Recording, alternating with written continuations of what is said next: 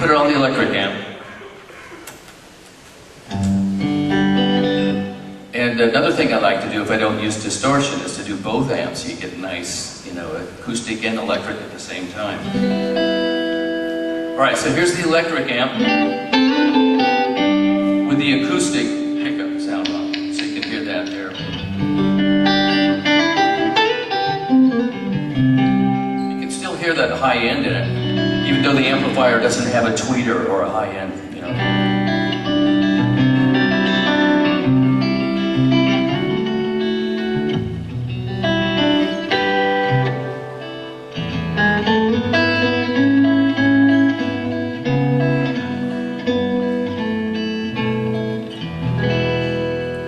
Here's the jazz position, I'll call it, without the surface mounted.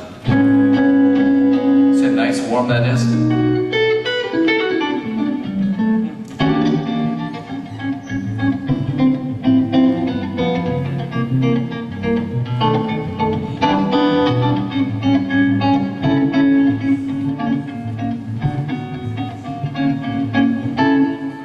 That's the position I use with the transfer.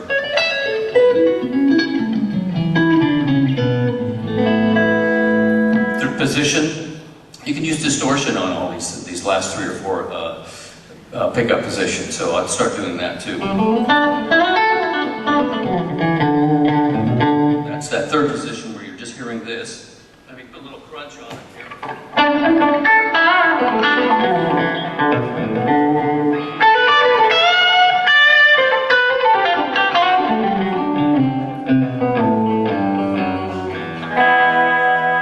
Here's the fourth position without crunch.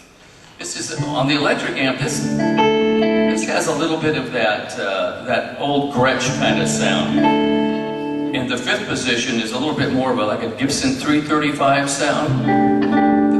So it's a little more powerful.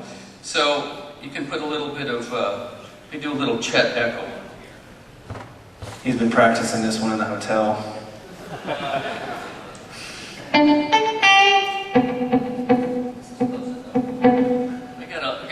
Warmth. The amplifier itself is distorting just a little bit. Put it back flat here. Do a little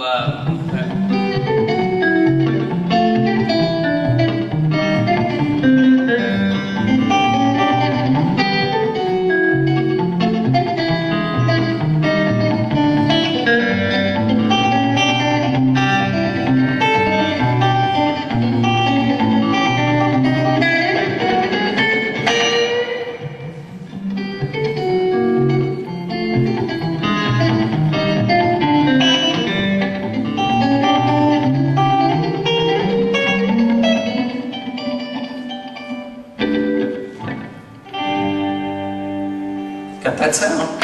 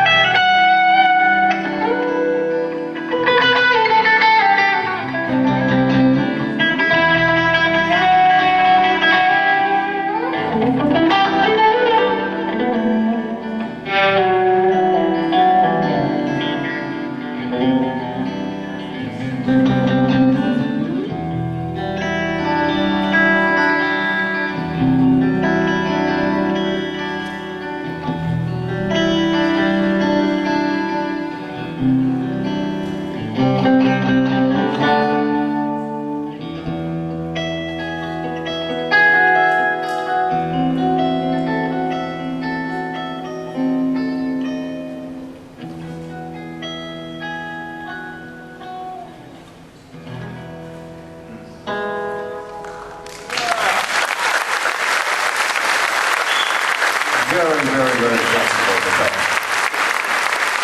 Okay, guys, I want you to practice this. Go ahead and just think it in your mind. Honey, if we got the T5 tonight, it would be the last guitar I need.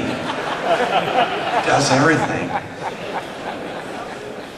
Let's take another question.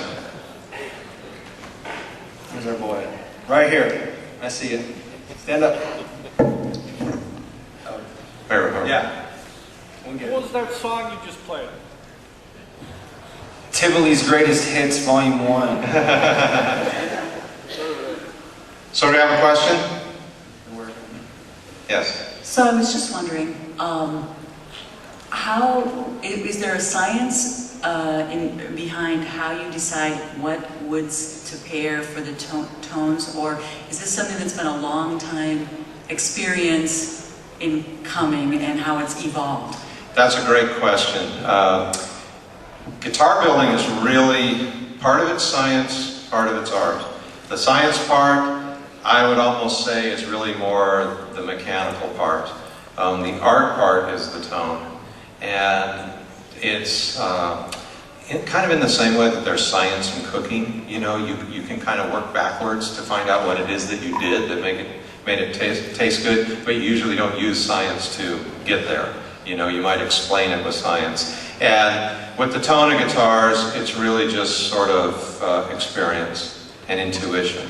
And when you are a guitar builder, you get enough practice and you're able to know what to do with certain woods. Some woods you're going to treat differently than others. You get to where you can literally pick up wood, feel how much it weighs, tap it, and you get a little mental picture actually of what needs to happen to that for it to work well.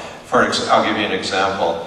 We are using some Macassar ebony, we call it striped ebony as well, on a lot of our build-to-order guitars. It's a very, very heavy wood. And when I pick that up, I think, okay, I've got to make this thinner, I've got to make it more flexible. I can couple it sometimes with a softer top, like a redwood top or an Engelmann spruce top. And when you do those combinations, the guitar ends up being good. A lot of times if you couple that guitar with a hard Sitka spruce top, the whole guitar just sounds hard, really. And you can use those types of words to define it.